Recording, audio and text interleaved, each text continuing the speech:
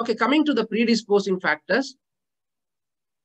So these predisposing factors are, so especially who are going to prone to get this type of injuries, especially who are using like overuse injuries, especially who are using the hand prolonged time, especially in case of using the mouse, or maybe with the writing or staying the typing activities, or maybe any like a chatting activities, or in case of if they are carrying any weights with the hands. So those people are going to get the like a de Quervain syndrome, or also called tenosynovitis.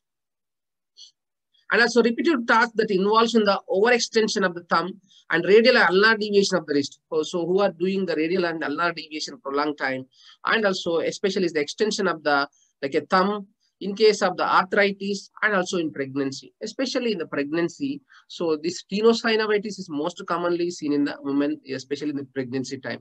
Tenosynovitis as well as the carpal tunnel syndrome. So because of the physiological changes in the pregnancy, the body weight also going to be increased, as well as they may chance to get the swelling in the at the wrist joint. So because of the increasing the fluid accumulations at the wrist, so may chance to get the pressure, or may chance to get the swelling in the tendons, and also may chance to get the tenosynovitis as well as the carpal tunnel syndrome. So especially the activities such as the who are using the like a system with a mouse, who are using prolonged time, and also especially the typing activity in the charting, or who are using the phone prolonged time. If you see the thumb, the position of the wrist are going to continuous is going to be the abduction positions, and also is the flexion positions. So it may give the is a friction at the wrist joint. It may give the tenosynovitis. And also using the long use of the computer mouse, and also use of the scissors and surgical tongs.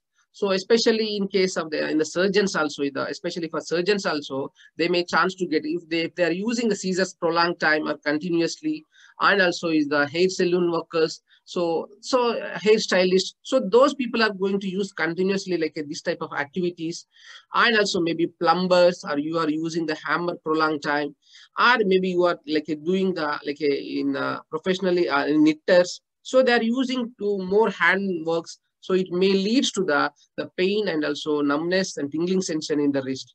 And one more thing, important thing is, if any mother carrying the baby prolonged time in these positions, or if they're playing with the baby, or lifting the baby prolonged many times, so it may give the pain in the thumb regions. So that is the reasons. So this tenosynovitis, are also this de Quervain disease, also called as mother thumb disease or mother thumb tenosynovitis. So another name for this condition. So who are using that means who are playing with the baby prolonged time, and also lifting the baby many times, so may chance to get the pain in the thumbs. So because of the always abduction position while carrying the baby, so it may give the pain. So that's the reasons it is called as mother's thumb.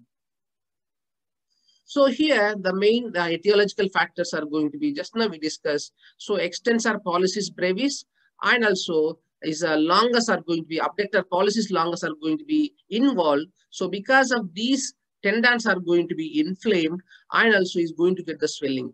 So inflammation and swelling happen. So because of this inflammation and swelling, so it may give the severe pain at the first metacarpal, so also called as the thumb regions.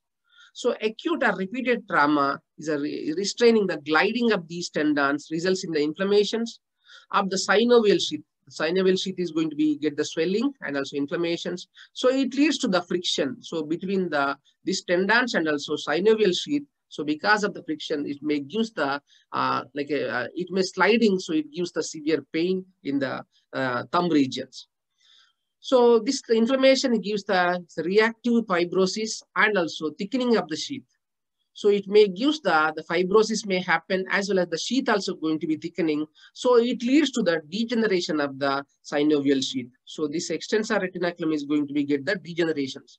So in those conditions, it may give the severe pain and also unable to do the functional activities, and also the restriction of all the movements may happen in the thumb. So that is the main pathological changes in the de Quervain syndrome, also in the tenosynovitis. So if you see the symptoms of the de Quervain disease, so the main symptoms is going to give the pain in the radial styloid process, especially in the radial side. So he's going to get the severe pain, And also this pain is going to be worsened during the movement in the radial deviation and also ulnar deviations and also extension of the wrist. So all the movements are going to be disturbed. So it leads to the functional activity is going to be disturbed. So the tendon sheath may feel thick and also hard, and also tenderness is mostly acute the tip of the radial styloid process. So especially the tip of the radial process is going to be, if you palpate here, the tenderness, if you press it here, so is going to get the severe pain. And also pain aggravating and the grasping and also raising object with the wrist. So for example, if you hold any object, so if you have, for example, if you hold any tumbler of the glass of water, or maybe if you are using any like a spoons, or while cooking, if you are using any mixing the food, anything with a spoon, or these radial movements and ulnar movements, so it may give the severe pain. And also